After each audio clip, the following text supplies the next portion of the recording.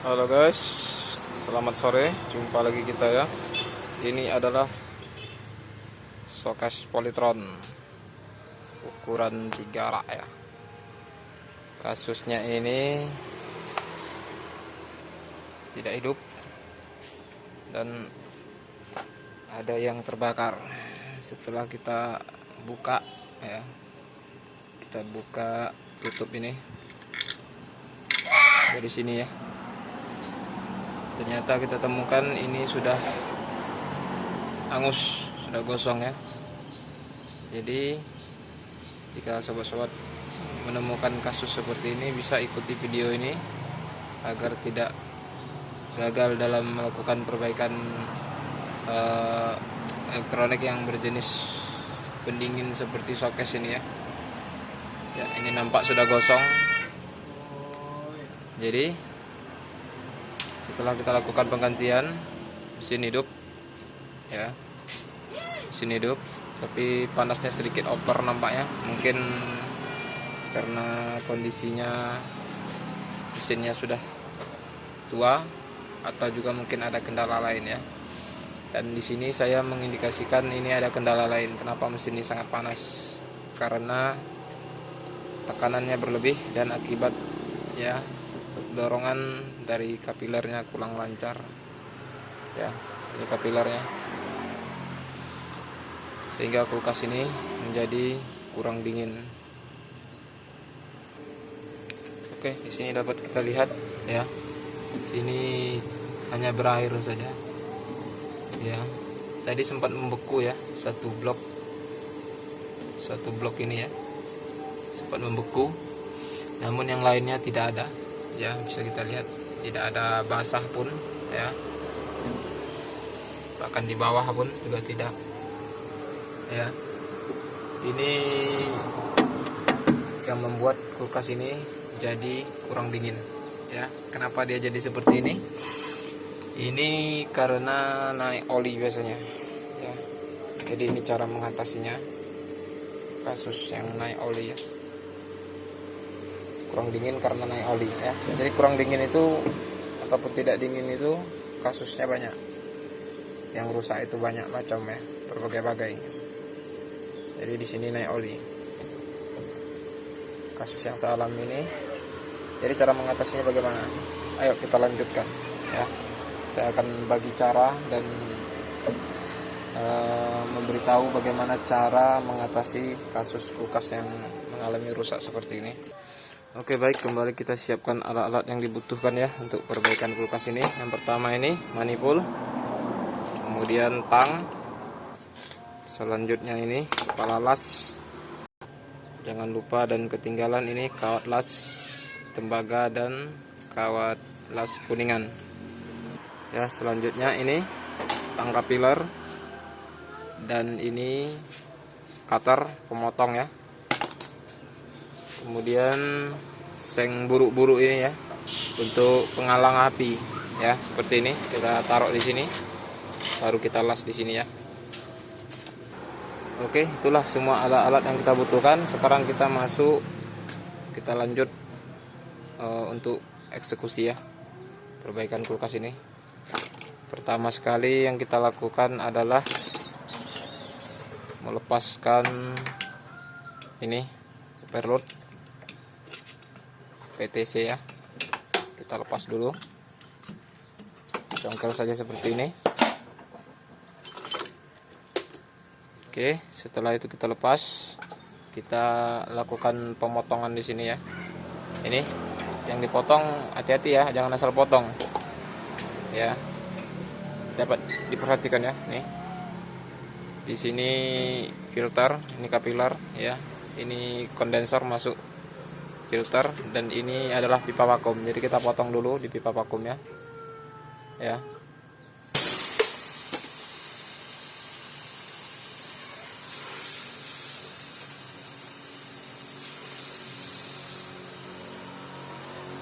Oke, seperti itu. Setelah itu baru kita potong di kapilernya di sini. Potong saja. Ya, ini kapilernya. Selesai sudah. Kemudian kita potong di sini di pipa isap atau pipa input freon ya. Oke. Setelah selesai kita potong ya, jangan lupa ya, pipa kondensor dilepas, pipa isap dilepas atau pipa balik ya. Ini pipa kondensor dan filternya ini kalau naik oli ini kasusnya itu filter wajib diganti ya. Kalau tidak nanti sobat akan mengalami kesulitan ya, karena dia akan mampet ya. Itu bisa sangat besar kemungkinan untuk terjadi mampet ya.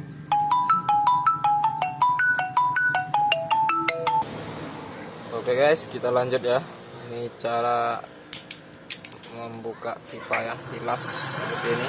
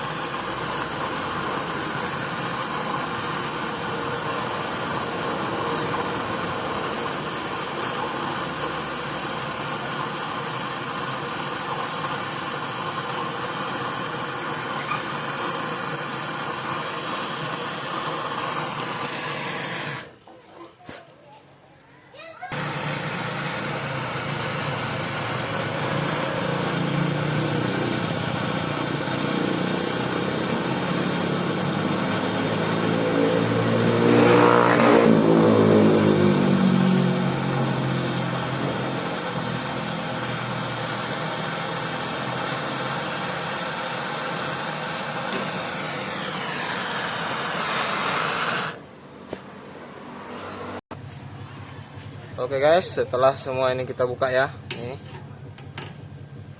Ini pipa tekan ya, ini pipa tekan yang masuk ke filter ataupun pipa kondensor ya. Ini pipa isapnya.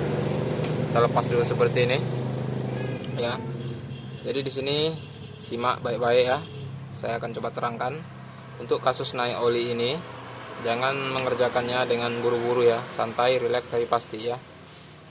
Pertanyaannya, kenapa kulkas ini bisa naik oli? Ya, ada beberapa faktor penyebabnya. Yang pertama, karena tidak stabilnya bekerjanya kompresor ini akibat arus dari PLN yang tidak stabil ya, sehingga dia menjadi panas dan berlebihan sehingga ini jadi terbakar. Itu salah satu penyebab naik oli. Yang kedua, mungkin karena kompresor ini sudah bocor ya, packing klep di dalam sudah bocor untuk pipa tekannya ini mengeluarkan oli ya, sehingga dia naik ke evap atas. Itu faktor yang kedua. Faktor yang ketiga, naik oli akibat dipindah tempat dan langsung dihidupkan ya, akibat tergoyang. Lalu yang keempat, itu yang paling sering terjadi, kerusakan naik oli ini diakibatkan oleh kebocoran ya, kebocoran di bagian pipa-pipa pada kulkas ini ya. Bocor halus atau bocor besar, bocor karena faktor usia ya, atau mungkin bocor karena ketusuk pisau ya, itu akan mengakibatkan naik oli ya. Bocor halus yang sangat halus sekali juga akan mengakibatkan naik oli ya. Jadi apabila sudah naik oli, kulkas itu akan tidak dingin atau kurang dingin ya, atau dinginnya lama ya. Itulah penyebabnya kulkas tidak dingin, karena naik oli ya. Jadi perbaikan kulkas tidak dingin itu bukan berarti kita cukup ganti PTC ya, atau ganti overload ya, cukup ganti termostat, itu tidak cukup ya. Karena perbaikan elektronik itu tidak semudah yang diceritakan oleh teman kita yang 0 rupiah ya. Teman kita yang bercerita tentang perbaikan elektronik itu cukup dengan modal 0 rupiah, itu semuanya dusta ya, itu bohong ya. Kalau tidak percaya silahkan buktikan sendiri ya. tapi risiko tanggung sendiri ya apabila terjadi hal yang tidak diinginkan ya. Saya tidak menyarankan untuk itu, tapi apabila Anda merasa penasaran dan ingin mengetahuinya, silahkan dicoba ya. Tapi lebih baiknya segala sesuatu itu serahkan kepada ahlinya agar Anda tidak rugi yang lebih mendalam ya. Oke, tidak dianjurkan perbaikan ini atau pengerjaan kulkas yang rusak itu kepada orang yang tidak ahlinya, karena akan berakibat fatal ya. Oke, di sini saya berbagi konten ini real ya. Ini ditujukan kepada teman-teman mekanik yang mungkin masih pelajar seperti saya juga ya, yang masih membutuhkan ilmu tambahan ya, trik-trik dalam perbaikan agar mendapat hasil yang maksimal ya. Jadi di sini kita bukan mekanik 0 rupiah ya. Semua itu butuh biaya. Kalau tidak percaya, ke toilet kencing aja harus bayar loh. Ya, tidak ada yang gratis. Jadi kalau ada teman-teman atau saudara yang bercerita di dalam sebuah video mengatakan kalau perbaikan elektronik itu 0 rupiah, itu bohong. 100% itu saya katakan dusta ya. Dan itu tidak benar. Kenapa saya katakan tidak benar? Karena ilmu itu dibeli ya, dengan cara dipelajari lalu dibayar ya. Sekolah itu bayar, tak gratis. Jadi baik disimak baik-baik ya. Caranya seperti ini. Kalau apabila ini bocor ya, naik oli karena kebocoran, itu kita dapat memprediksikan dengan cara seperti ini. Perhatikan, ini pipa tekan atau pipa kondensor ya, dan ini ujungnya, ini ujung pipanya. Jadi di sini kita berikan pentil, nanti kita beri pentil di sini, lalu di sini kita tutup mati ya, kita tutup mati, tidak boleh ada kebocoran. Lalu setelah kita kasih pentil, kita berikan tekanan ya, lalu kita tutup ya dengan manipul ya, dan tunggu beberapa saat. Apabila tekanannya berkurang setelah kita berikan misalnya 100 PSI ya, kalau dia tidak bocor itu dia tidak akan berkurang ya, walaupun 1 PSI dia tidak akan berkurang. Tapi kalau dia berkurang berarti ada kebocoran. Itu untuk mendeteksi kebocoran yang ada di kondensor ya. Nah, apabila di kondensor ini aman, kita lanjut ke bagian evaporator ya. Apakah evaporator itu bocor atau tidak ya, kita lakukan dengan cara yang sama ya. Ini naik oli, nampak di sini olinya sudah menetes ya. Ini oli ya, kulkas ini naik oli. Nah, jadi ini yang harus kita perbaiki. Maka kita lakukan dengan cara yang sama. Ini kita berikan pentil di bagian kapiler, juga kita berikan pentil di bagian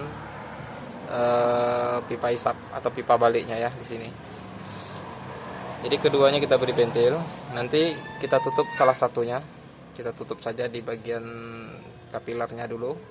Baru kita berikan tekanan di bagian pipa baliknya. Kita isi dengan freon ya. Kita isi lebih kurang 100 PSI.